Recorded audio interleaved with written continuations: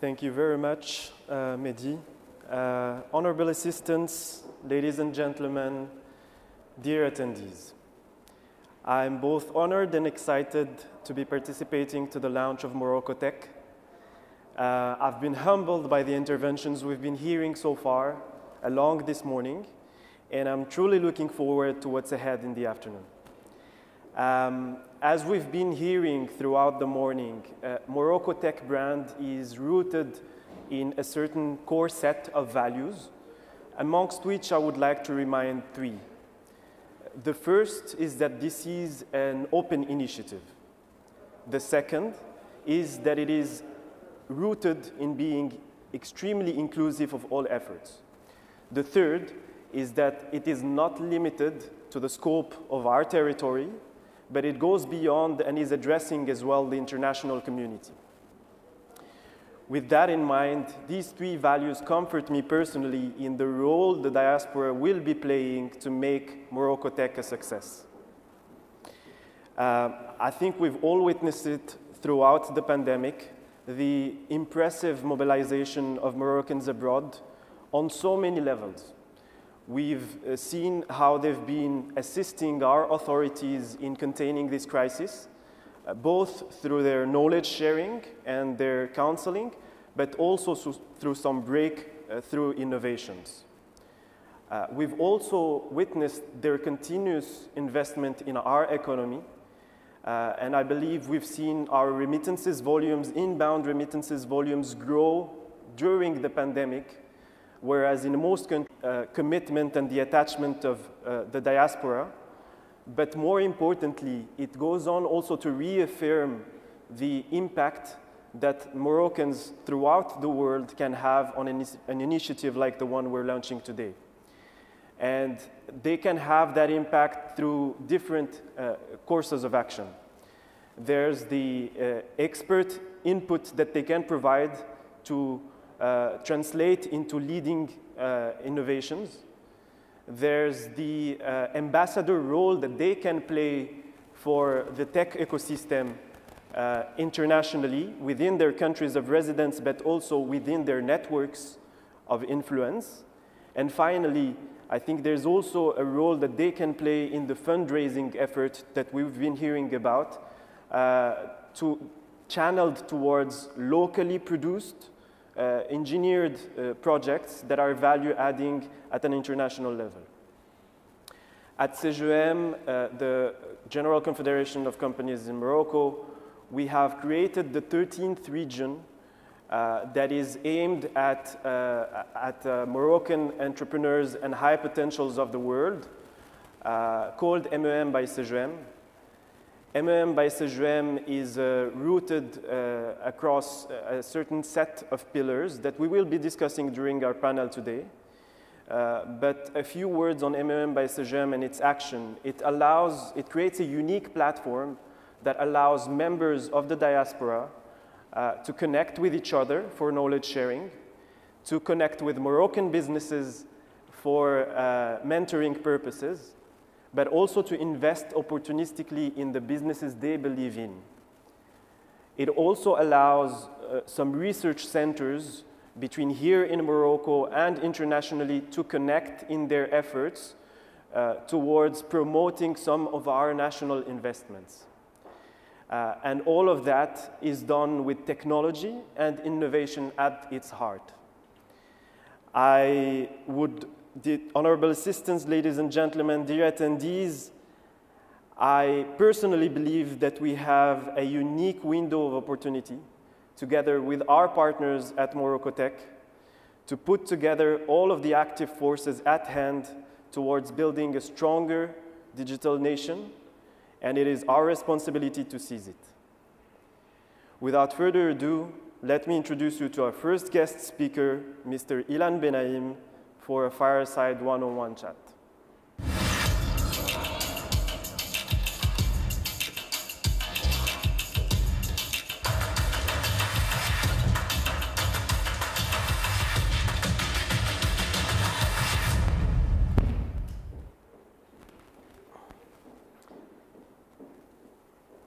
Ilan Benaim, bonjour. Bonjour, Omar. Hello, Tu nous everyone. entends? Très bien. Excellent, Ilan. Ilan, je me permets de te présenter, même si tu es une personnalité qu'on ne présente plus. Tu es le cofondateur et partenaire de VP, ex-vente privée. Tu es marocain de nationalité. Tu es un autodidacte du coding à un âge très jeune, à 12 ans, tu as démarré le codage. Et à 24 ans, pendant tes études, tu as décidé de lancer venteprivée.com. Aujourd'hui, on connaît tous le succès, la success story internationale qu'est Vente Privée et VP, mais peu d'entre nous connaissent les difficultés et les échecs tout au long du parcours, des échecs dont on a parlé et dont vous êtes fiers. Ilan, parlez-nous un peu de cette aventure qu'a été VP pour vous en tant que Marocain de la diaspora, avec ses succès et ses échecs.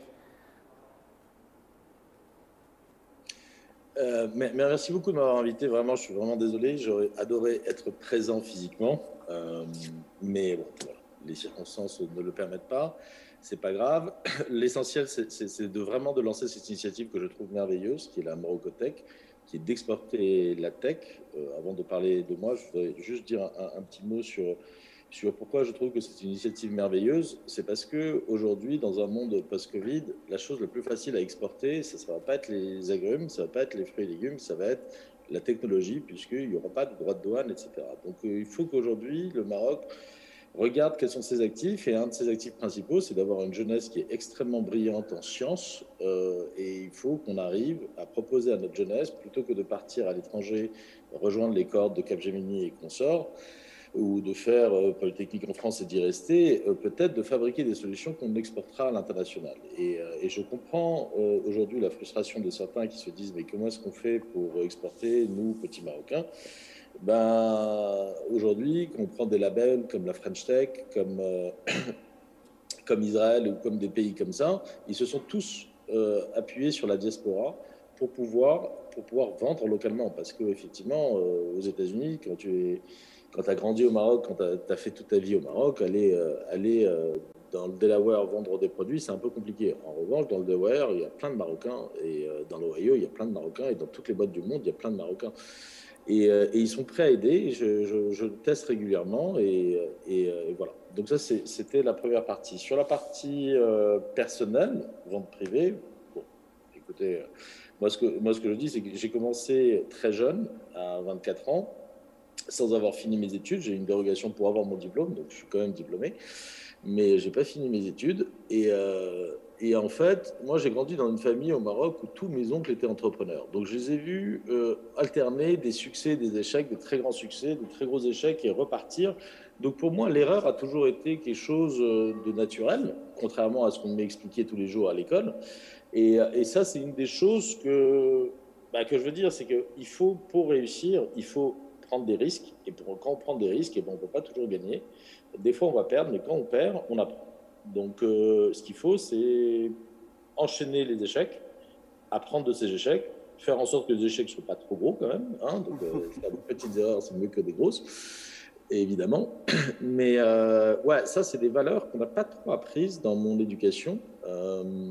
Je pense très inspiré de la culture européenne, où on cherche la perfection. C'est pas du tout les valeurs qu'on demande à un entrepreneur aujourd'hui.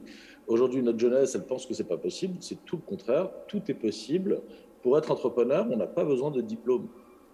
Et c'est ça la clé. Aujourd'hui, n'importe qui peut monter sa boîte. N'importe qui. Qu'il ait eu son bac, qu'il ait payé son bac, qu'il soit ingénieur ou pas ingénieur. Et quand on parlait de coding, moi j'ai appris à l'âge de 12 ans. Moi, mes enfants, je les ai mis à l'âge de 4 ans parce que je leur ai dit vous allez apprendre dès l'âge de 4 ans deux langues étrangères, l'anglais et le code. Donc pour eux, c'est quelque chose qui est complètement naturel. Bon, alors aujourd'hui, ils ne codent plus comme avant, etc. Mais ils savent que s'ils ont un problème, ils vont coder une solution. Et c'est ça que je voulais. Je voulais qu'ils apprennent tout seuls. Et le coding, c'est autre chose sur lequel je milite. Mes prochains investissements sont orientés là-dessus. Je cherche à investir dans des boîtes de coding au Maroc pour désacraliser ce sujet-là. Quand on veut faire de la tech, il faut qu'il y ait des codeurs. Et quand il faut des codeurs, il ne faut pas que des ingénieurs. C'est pas vrai. C'est pas vrai. Pour faire de la tech, il ne faut pas être ingénieur uniquement.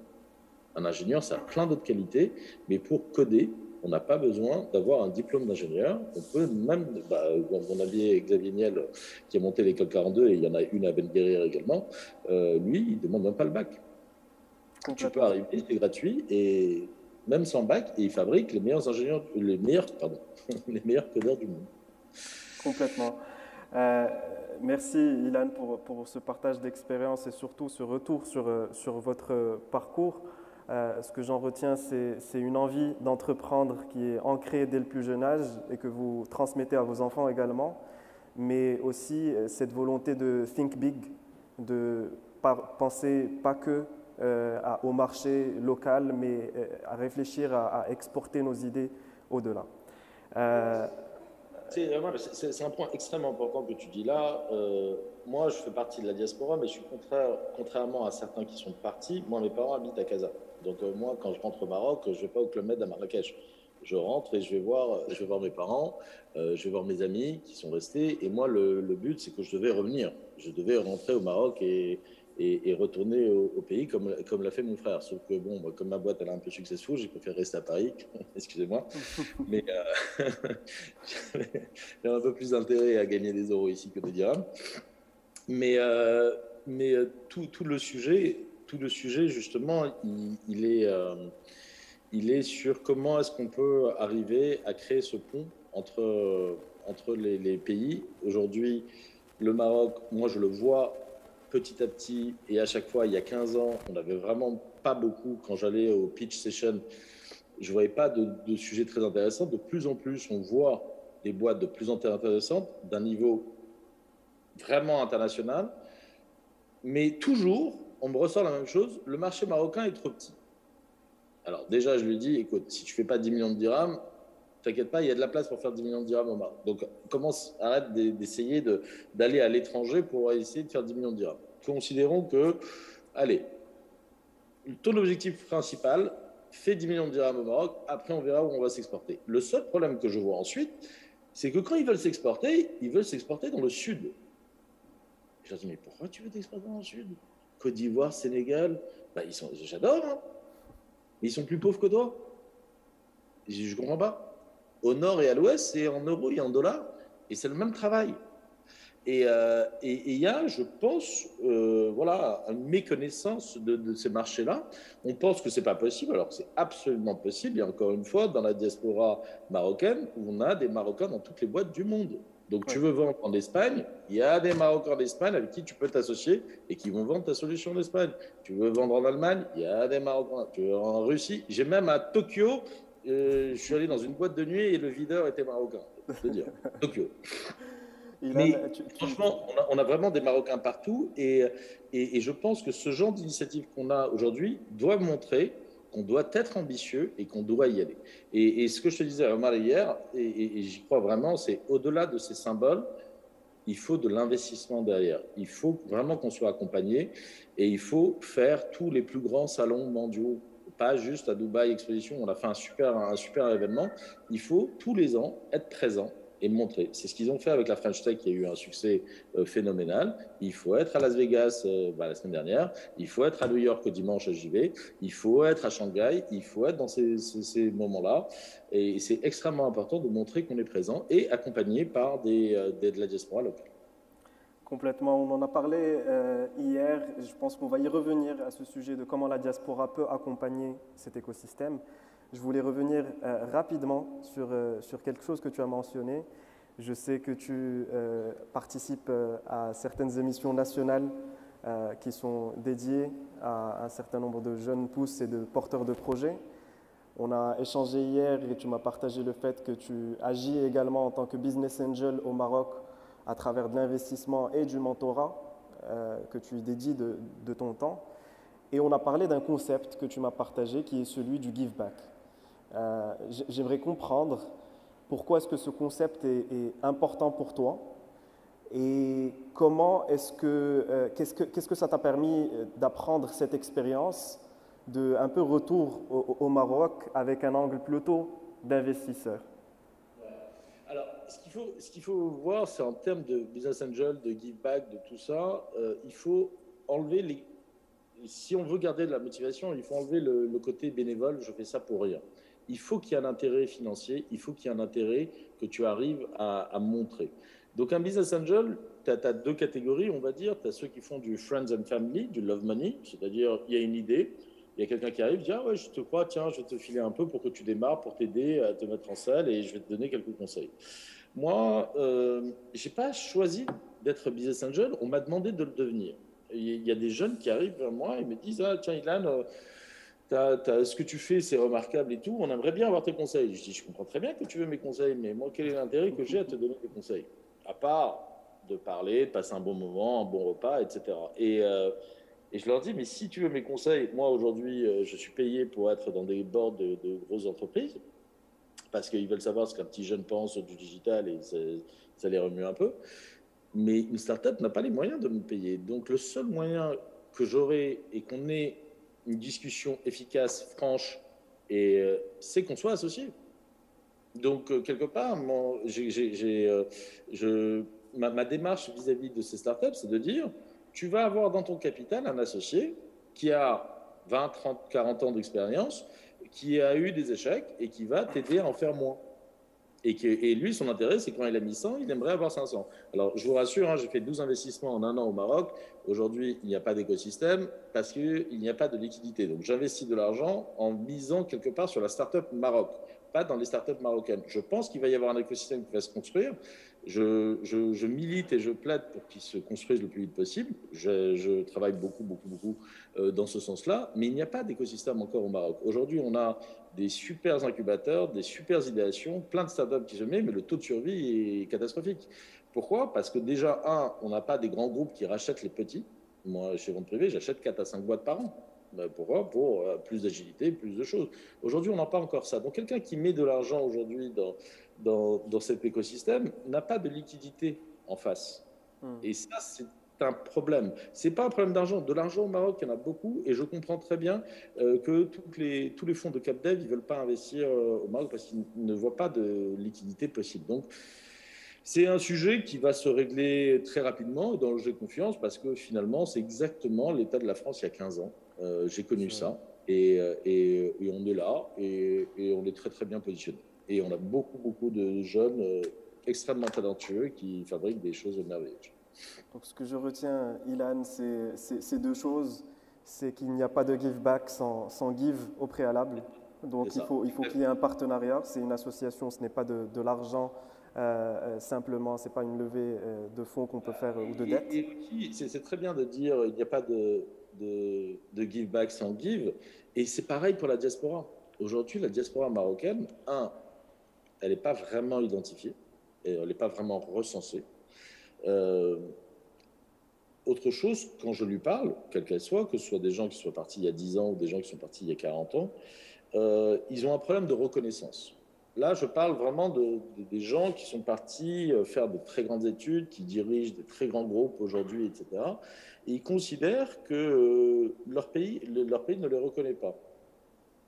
À tort, à raison, j'en sais rien. Mais je pense que ce serait intéressant, tu vois, par exemple, d'organiser des trophées ou des remises ou des choses où on va, par pays, pays par pays, dire, ben voilà, l'entrepreneur de l'année allemand, c'est un tel, de la CGM, de trucs, etc. C'est juste, bah, tu vois, en France, il y a les Légions d'honneur, il y a ce genre de distinction. Je pense qu'il est très important de leur donner de la reconnaissance, de leur dire, le Maroc est fier de vous, vous qui êtes à l'étranger, et ben, je te garantis que dans la minute, le mec, il va arriver, il va dire, how can I help? Comment je peux faire du give back? Ils attendent juste ce truc-là. C'est quelque chose qu'il faut faire de façon extrêmement ciblée, c'est pas de la masse, mais ouais, faire de la reconnaissance, c'est extrêmement puissant. Alors après, comment faire, c'est vous les spécialistes. Hein. Ilan, peut-être je vais switcher en anglais pour notre dernière minute ensemble. Euh, J'aimerais qu'on adresse la communauté internationale par là. Ilan, you're part of this tech diaspora that we're talking about. You're connected to it on the daily. We've talked about how we can incentivize this diaspora to contribute, but I would love if you could share with us a couple of words on how can this diaspora contribute on their end towards the success of this Morocco Tech. I think that the first thing we need to identify them. That's the real thing. I don't know how. I don't know how. I think now with all social networks and everything, it can be easier than ever. But we need to organize things just to, identify them. I'm sure I have a LinkedIn account. Every time I post something on a French problem, I have something like 50,000 views. And every time I share something about Morocco, I have 100,000 views. So it means that the Moroccan diaspora is following me. They're listening and they're very eager to participate. So let's be creative. Let's find something. But we need to identify them. We need to have their emails, their phones, their things. So we need to know who wants to help, who wants to be mobilized, and I'm sure we're going to be super surprised by the millions of people that are ready to help Morocco. Really, it's unbelievable. Every time I speak to a Moroccan abroad, they're so in love with Morocco, they're so proud of their country, but they don't trust their country. That's the problem. When I ask them, okay, are you ready to invest with me in Morocco? They're like, no. I'm ready to invest in you, but not in Morocco. So we have some problems, some issue that we need to face. We should not say, oh, why are you thinking that? It's not normal and everything. We should accept that matter of state and correct it, because it's not true. In Morocco, you can trust Morocco, you can invest trustfully in Morocco, and we need to identify why they think that. But they all, in France and in the US and everything, they all think that I'm crazy to invest in Morocco, I can tell you. And I've done even my closest cousin. But they're ready to invest in me. So it's a good sign. So, exactly. So creating this base of Moroccans abroad, and also creating this trust-based kind of relationship with them. Trust is everything. When we talk about capitalism, we need trust. So that's Ilan, I can't thank you enough for our chat today, Ilan. We can only be proud to have such an ambassador for Morocco Tech. Yeah, I'm so proud to be the ambassador. And also, Omar, it's not finished. It's only the beginning. We need to talk about that every month. Completely. Thank you for your commitment to the Moroccan tech community, and thank you for your kind words. Let us move on now, dear audience, to our panel of guest speakers around the diaspora and its role of influence.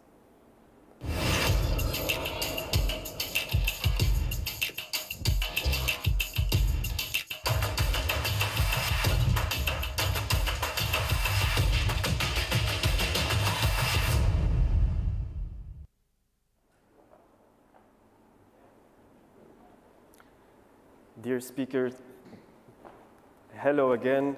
So we're going to start our panel with 4 guest speakers from very diverse horizons and coming with very different perspectives. Some are individuals living in France, others in the US. Some are in the corporate world, and others are actually entrepreneurs. Thank you all for joining us to this panel. So I will start by introducing you one by one every time we have a first question, and we'll go in a 2-round questionnaire. Let me first start with you, Mr. Rachid Oukai, and I will switch to French for this first intervention. Rachid Oukai, vous êtes fondateur de Peculium, premier système d'épargne piloté par l'intelligence artificielle dans l'écosystème de la blockchain. Vous êtes un expert data et vous contribuez à la transition et à la convergence de cette dernière. Vous êtes installé au Maroc depuis mi-2020 et j'ai appris que vous lancez une dynamique entrepreneuriale africaine pour la mise en place d'un métaverse africain. Vous représentez la communauté des Marocains résidant à l'étranger et vous avez fait un choix qui est celui d'installer une large partie de votre activité au Maroc au détriment d'autres destinations de choix. Parlez-nous de cette expérience et ce qu'elle vous a apporté. Bon, merci en tout cas. Je ne sais pas si vous m'entendez bien. Parfait. On vous entend très bien.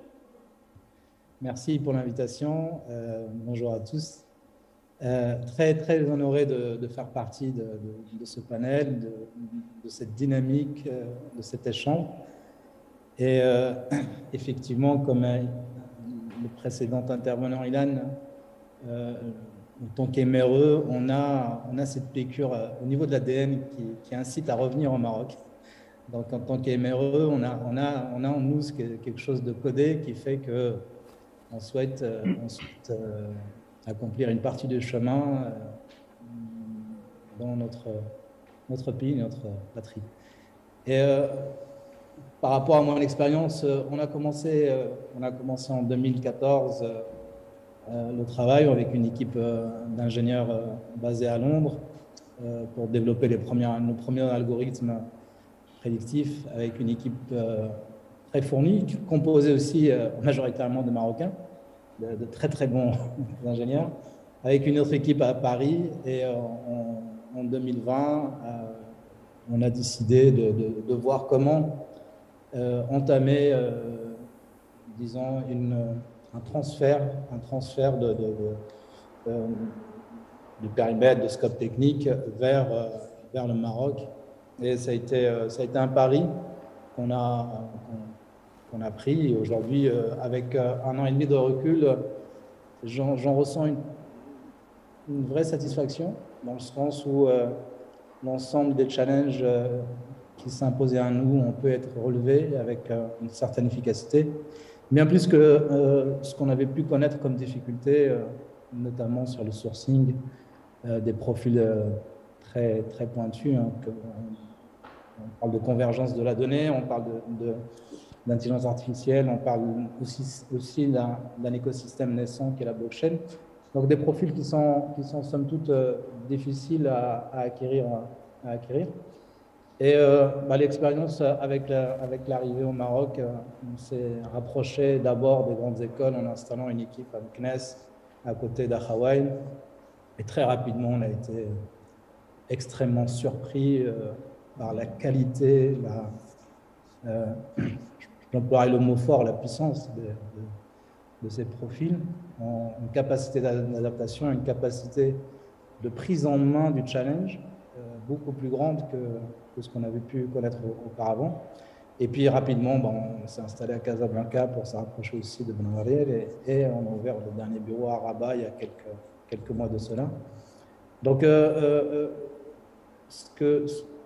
c'est une aventure de se dire on va délocaliser une grande partie de l'activité, surtout le cœur du métier qui est la technologie.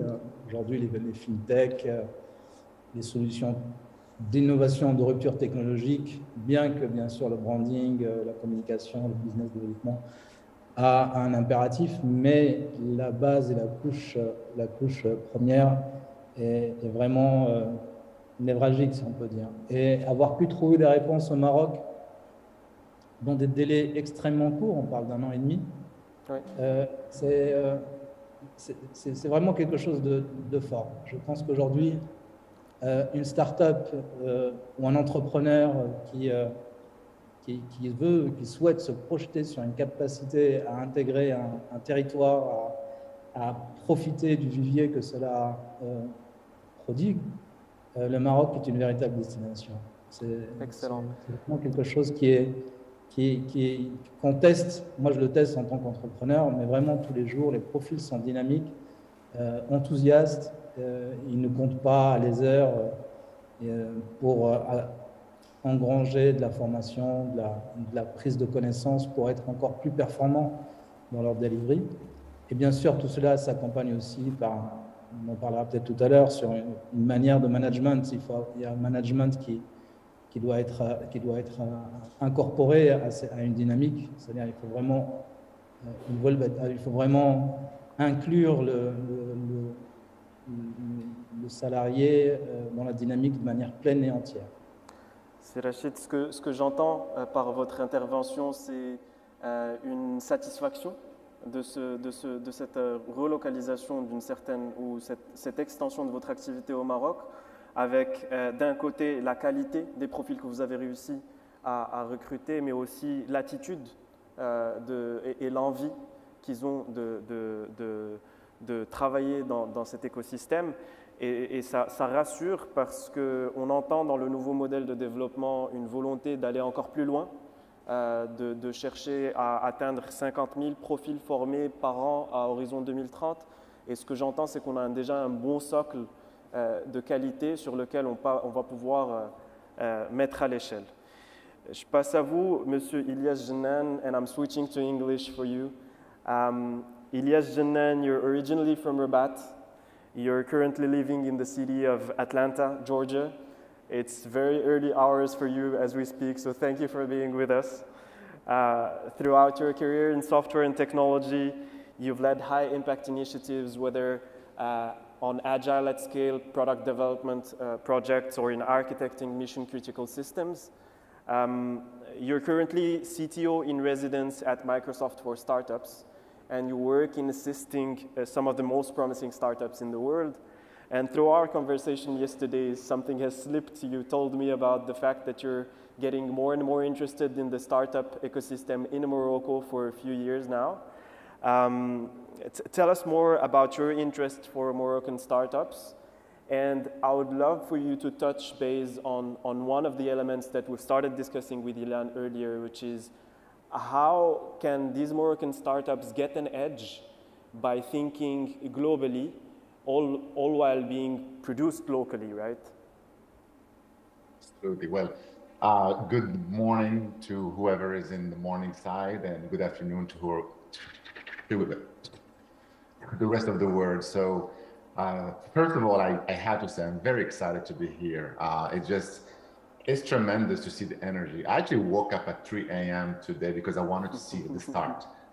It's just crazy. I love what I'm seeing. And one thing that we can all learn from what we've seen so far, every Moroccan wants to help back. This is part of us. This is part of who we are. There isn't a day where we don't think of back home. I still call Rabat home. Rabat is my city. I for sure live in Atlanta, and it's still dark right now outside. But when I think of home, it's Rabat. So a little bit about the startup world and the tech world, and we're talking on tech today, right? In my role as a CTO in residence in Microsoft, which is a very weird name, by the way, I get the luxury of working with a decent amount of numbers of the most advanced technology startups in the world, technologies that we don't see every day, technologies that when you get to see, you take a minute, you pause, and you ask yourself, is this real?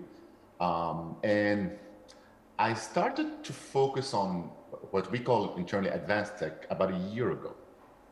And I noticed that there were some geographic clusters for advanced tech.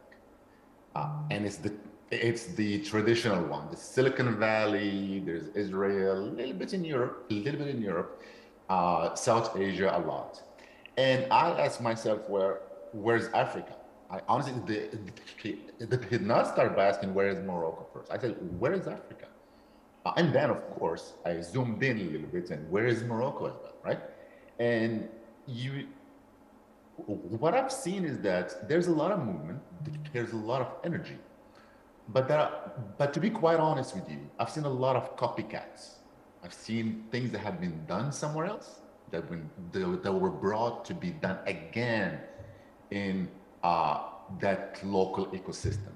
And what I did, actually, I used real information, I used data, and so how many are successful doing that? Because that might be an approach. If that works, amazing, let's do it. But the success rate is very small. However, from those who have innovated, that have done something unique to them and unique to their market and ecosystem, they are successful. So with that came the idea of building locally, right, but thinking globally. And I think I would like to zoom a little bit further on that, and I'll take only 1 minute because I know we don't have a lot of time. I think in Morocco, we have a luxury that sometimes when we live in Morocco, we don't realize. We have a diverse country, diverse in geographies, diverse in weather, diverse in people, in culture, in languages, in dialects. And that should give us a diversity in needs. And that diversity in needs should drive us to fall in love with the problem space. Find something you care about, that only you care about, that you want to share with the rest of the world. That, in my opinion, should be how startups should be looking at how to be successful. What is it that only I feel that the rest of the world cannot feel? And for that, I'm going to give a personal experience, and I will close this first chapter. I grew up not being able to talk. I grew up stuttering, je bégaye. I never read in public until the age of 22. I never even spoke in public until the age of 22. And my job today is to go talk to people. And throughout my career and my life, I felt that need probably more than everybody else, because I feel it every morning. I wake up every day and I don't know if I'm going to be able to talk. This morning, I didn't know if I'm going to be able to talk to you, right? And that drove me, and it drives me every day to try to use that problem space that I have in my thinking. It drove my thesis back when I was in school. It drove some of the work that I'm doing right now in Microsoft. It drove some of the work that I'm doing on speech with artificial intelligence. How does a machine learning or an artificial intelligence learn about somebody with a disability? Are we ignoring that whole community, right? So the summary of what I want to start with today is fall in love with your problem space, fall in love with that diversity that you have locally. But from day one, think of how can I apply this to the rest of the world? Everybody can learn from all of us. I'm gonna stop here. Very clear. Thank you very much, Elias. I can feel the passion and I can feel the energy, but what I take out from your intervention is we have a diverse country. We have to ground our passion in that diversity and try to export it and bring it to a bigger level internationally, and not only for local purposes or regional purposes. Lamien Hamot, je passe à vous. Vous êtes né au Maroc, vous émigrez en France à l'âge de 23 ans et votre intégration professionnelle réussie vous mène à la tête de la section d'innovation et de recherche du groupe RATP à travers les labs d'innovation que sont Urbanopolis. Et merci pour votre présence avec une casquette différente qui est celle de représentante du monde corporate. J'aimerais que vous nous parliez de cette démarche d'innovation que vous portez au sein du groupe RATP, avec les labs d'innovation qui sont présents dans 13 pays, mais plus particulièrement de l'action que vous menez avec le lab Casaroc au Maroc, au service du voyageur. Bonjour à tous. Tout d'abord, je tiens à vous remercier pour cette démarche et puis je vous félicite parce que une innovation sans une marque est très compliquée pour mettre sur la scène internationale. Et aujourd'hui, je suis vraiment très heureuse et très fière de voir apparaître Morocotech qui va finalement représenter cette innovation et cette vague de ce qui se crée depuis plusieurs années au Maroc à l'échelle de l'innovation. Donc félicitations, bravo encore. Oui, je représente effectivement le groupe RATP et je suis en charge de l'innovation dans la démarche Urbanopolis. Donc, on a plusieurs labs, dont 14, nous sommes présents dans 14 pays dans le monde et je représente la démarche globale. Donc, aujourd'hui, nous sommes présents aussi à Casablanca à travers un lab qui s'appelle Casaroc. Et nous nous basons sur 3 piliers pour stimuler l'innovation by groupe RATP partout dans le monde à travers 3 points. Donc, innover au service du quotidien des voyageurs et des collaborateurs, être et rester le leader industriel des mobilités et de l'aménagement urbain, et inventer et construire les villes de demain durables, intelligentes, inclusives et agréables à vivre. Ces 3 piliers, c'est notre, on va dire, c'est dans notre ADN et c'est ce qui nous permet derrière de lancer toujours une démarche prospective et d'aller toujours à la recherche de nouvelles idées, de nouveaux potentiels et puis surtout des startups qui, elles, font des briques qui peuvent nous permettre de créer ces nouveaux services et de produire ce genre d'idées et puis de projets d'innovation. Aujourd'hui, nous avons 160 projets dans la globalité aujourd'hui qui sont recensés d'innovation et qui ne font que grandir, que ce soit en France ou à l'international. Et cela à travers et grâce à la présence des 5 labs, dont Casaroc. Je vais vous parler plus précisément de Casaroc parce que c'est un lab auquel je tiens particulièrement, qui fait partie de la filiale de la RATP Dev, qui est notre filiale développement international, qui est présente dans 14 pays. Bon, voilà, qui sont en charge de l'exploitation du tramway de Casablanca et qui s'appelle Casa Tramway, qui est connu localement, mais le lab n'est pas très connu aujourd'hui. Donc, je me permets de faire un peu la présentation en fait, globale de ce qu'on fait, parce qu'il y a vraiment des choses extraordinaires.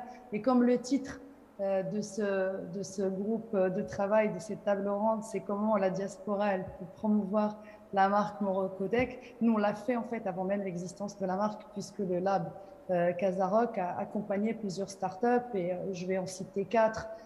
Il y a Wipe qui nous a permis de développer une application de solidarité et de sécurité pour lutter contre le harcèlement dans les rues, qui a été exportée chez nous et qui est en phase de développement à l'international. Greenway, c'est une application, c'est une start-up qui fait de la gamification en valorisant les utilisateurs du monde du transport économe en CO2. Ça permet derrière de créer des challenges et puis surtout de valoriser, pousser les gens à prendre les transports en commun et les transports plus green en tous les cas, et de manière à réduire l'empreinte CO2. Optimob, qui font du diagnostic personnalisé pour optimiser son mode de transport au regard des enjeux d'émissions pareillement. Et en dernier, c'est Wise, une application mobile à destination des agents de station. Là, c'est le volet exploitation, leur donnant accès de façon très simple et intuitive à l'ensemble de l'information en temps réel de ce qui se passe sur le réseau. Donc ça, c'est 4 cas d'usage, typiquement, 4 startups que le groupe RATP, à travers notre lab Casaroc, nous avons mis en application, et nous sommes en train de l'exporter vers l'international et de reproduire les choses internationalement. On fait aussi de la promotion de ces innovations à travers effectivement la présence, c'est ce qu'il disait Ilan tout à l'heure, il a tout à fait raison. Une marque sans être présente à l'international, c'est quelque chose de... Voilà, il faut absolument être sur la scène d'innovation, notamment le CES, Vivatech. Et nous, à Vivatech, typiquement, il y a toujours des startups marocaines qui sont présentes sur le stand du groupe RATP et qui viennent présenter les innovations marocaines. Donc là, nous espérons et nous ferons tout pour que ce soit la marque Morocotech qui sera en accompagnement de nos startups qu'on accompagnera demain. Excellent. Donc, ce que j'entends, Lamia, c'est 2 choses. D'un côté, il y a votre engagement en tant que membre de la diaspora à délocaliser un concept que vous avez développé dans plusieurs autres pays au service des citoyens marocains, des usagers marocains, en mettant l'humain au centre. Et je pense que c'est une des valeurs de Morocotech. De l'autre, ce que j'entends aussi, c'est que vous essayez, de par votre réseau, de promouvoir aussi l'action de certaines startups marocaines pour le groupe RATP dans le monde et pas seulement au niveau local. Si Karim serait last but not least, comme on dit en anglais, c'est un plaisir de vous avoir avec nous. Vous êtes entrepreneur, vous êtes expert sur les sujets qui sont liés à la mobilisation de la diaspora. Vous êtes un membre actif de l'association Maroc Entrepreneur aussi, qui permet d'accompagner des porteurs de projets de la diaspora qui souhaitent investir et créer leur entreprise au Maroc. Et puis, vous êtes également membre du bureau de MEM by CGM, la 13e région dont on a parlé brièvement au tout début de la CGM, qui est dédiée aux Marocains du monde au sein de la Confédération. Kérim, on a parlé de beaucoup de partenaires, on a parlé de certains individus, on a parlé de corporate. Là, j'aimerais que vous nous parliez en tant qu'association, l'action de MEM by CGM. Qu'est-ce que vous pouvez nous dire sur l'action de cette 13e région autour des 5 piliers qui la structurent, mais plus particulièrement le Do Tank MEM Tech qui est lié intrinsèquement au sujet qu'on aborde aujourd'hui? Bonjour à toutes et à tous. Tout d'abord, je vous présente mes meilleurs voeux à l'occasion de cette nouvelle année. Salama, Asgouassambarke. J'ai écouté depuis le début les différentes interventions et je tiens à saluer cette célébration de la Morocotech. Pour reprendre les propos de M. Sahar Gharchni ce matin, président du CNDP, c'est Aqliya, un état d'esprit et un mindset. Je pense que c'est très important ces mots parce qu'ils vont guider à la fois le lancement de cette initiative, mais tout le long du développement de cette initiative.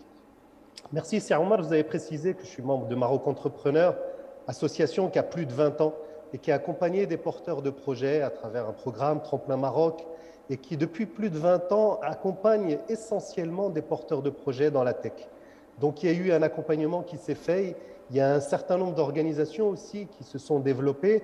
Et avec mon autre casquette CGEM, MEM, en effet, la CGEM a développé une 13e région en se disant qu'il y avait 12 régions au Maroc, mais il fallait incorporer cette diaspora présente aux 4 coins de la planète. Et l'existence et la création de cette nouvelle région digitale qui permet de lancer une famille, on va dire la famille de la diaspora, MEM 4.0, qui est un espace de réseautage, de lobbying construit par ces membres pour mettre en synergie leurs talents pour le développement économique et le rayonnement du Maroc. Et cette approche disruptive vise vraiment à créer la richesse économique par des Marocains forts potentiels à travers le monde.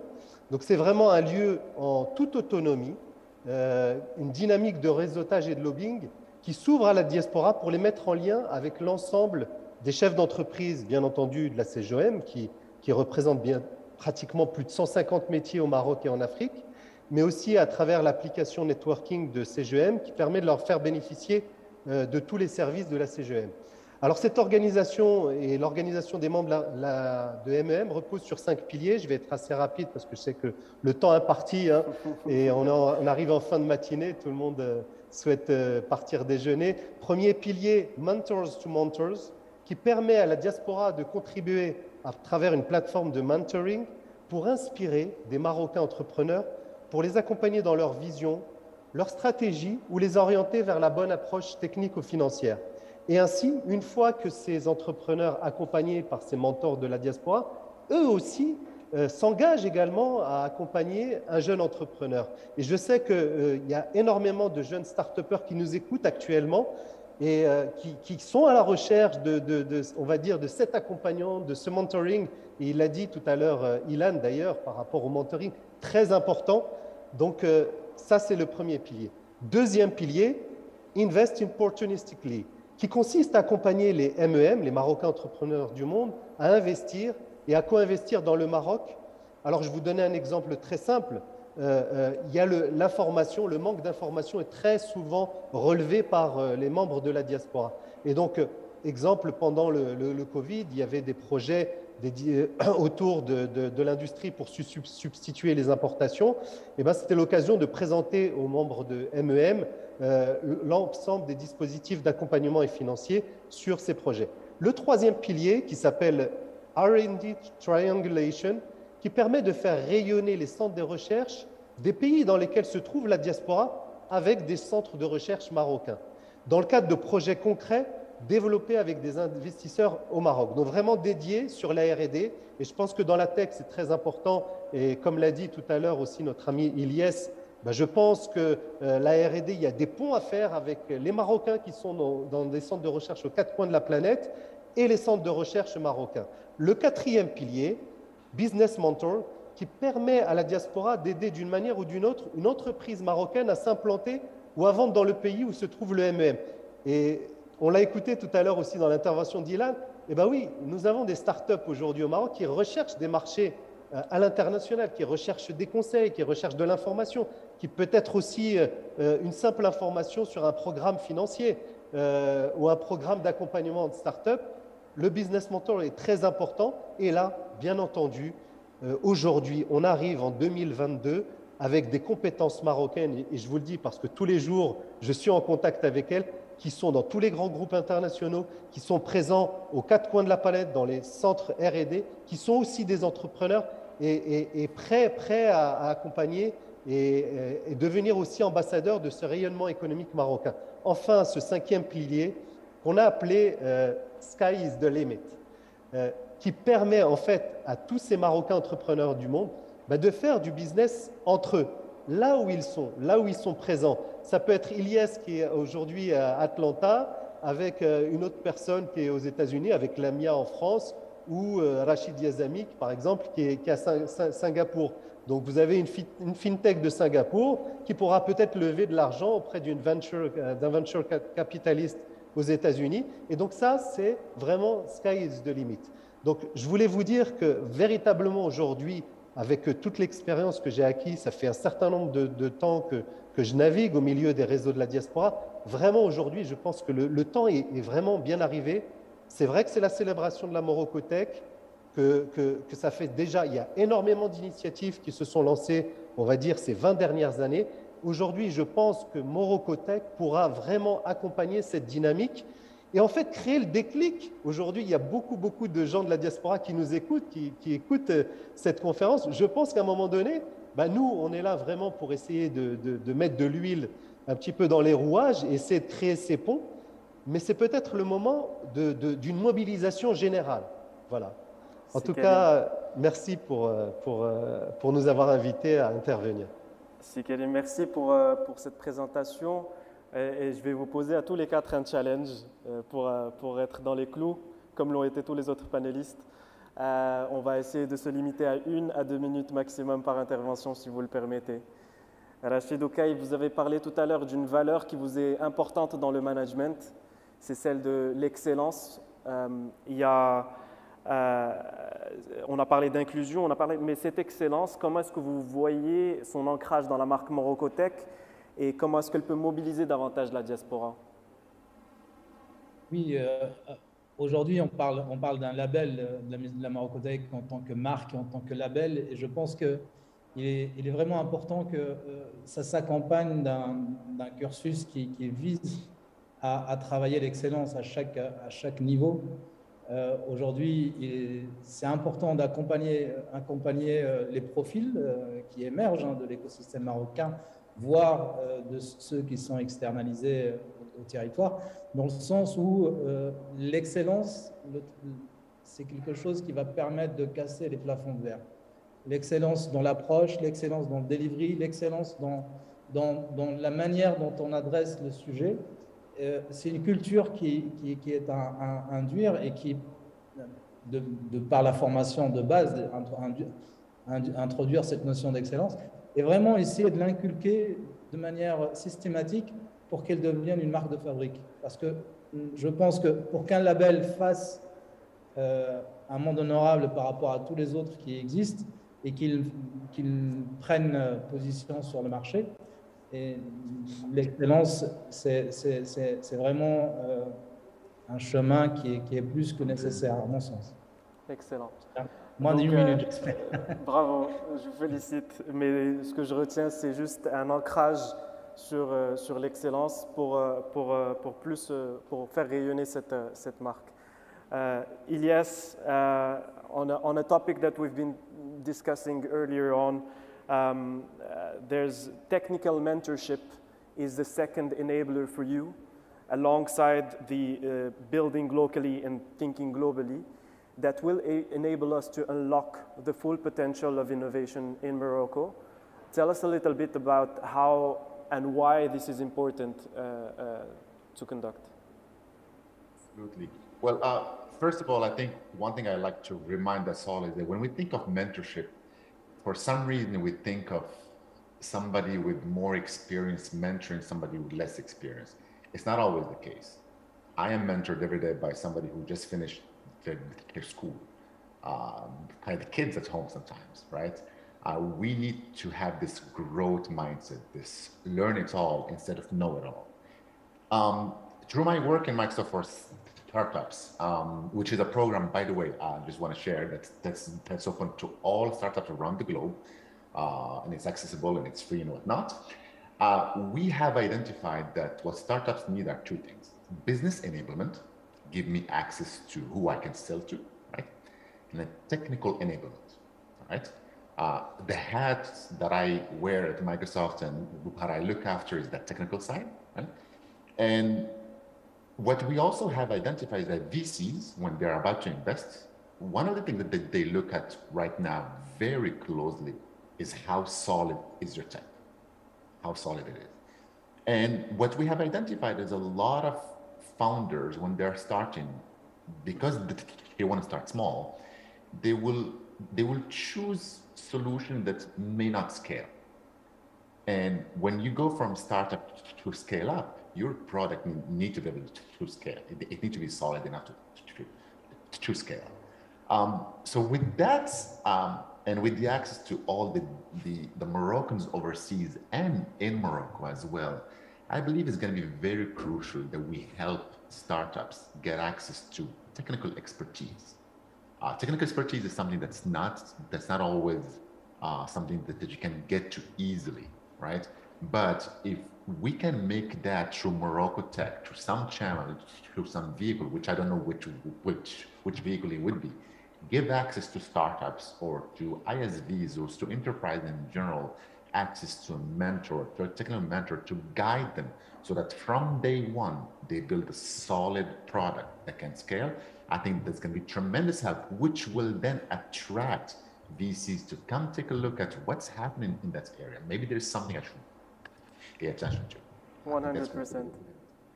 So creating a pool of talents based on tier one kind of expertise, technical expertise, and with a mindset of growth, right?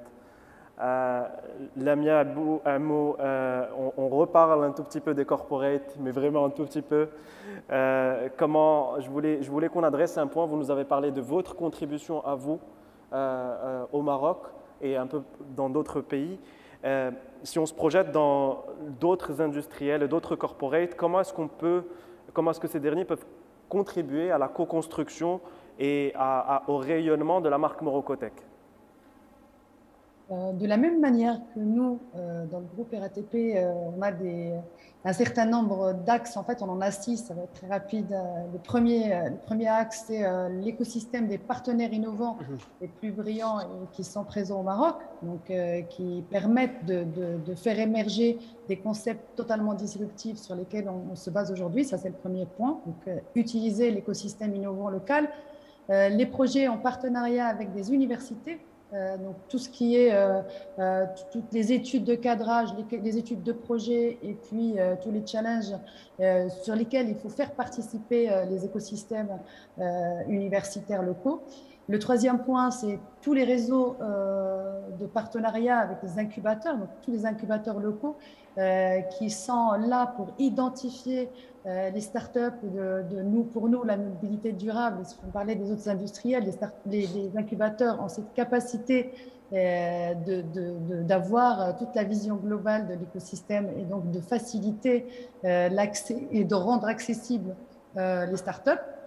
Et puis, surtout, les partenaires locaux pour les développements digitaux qui sont très, très puissants, qui suivent des méthodes agiles qui permettent d'aller très, très vite avec une appétence au digital, surtout au Maroc, qui est vraiment incroyable et qui a marqué l'Europe pendant cette pandémie. Et nous, on en est conscients puisqu'on l'a vécu.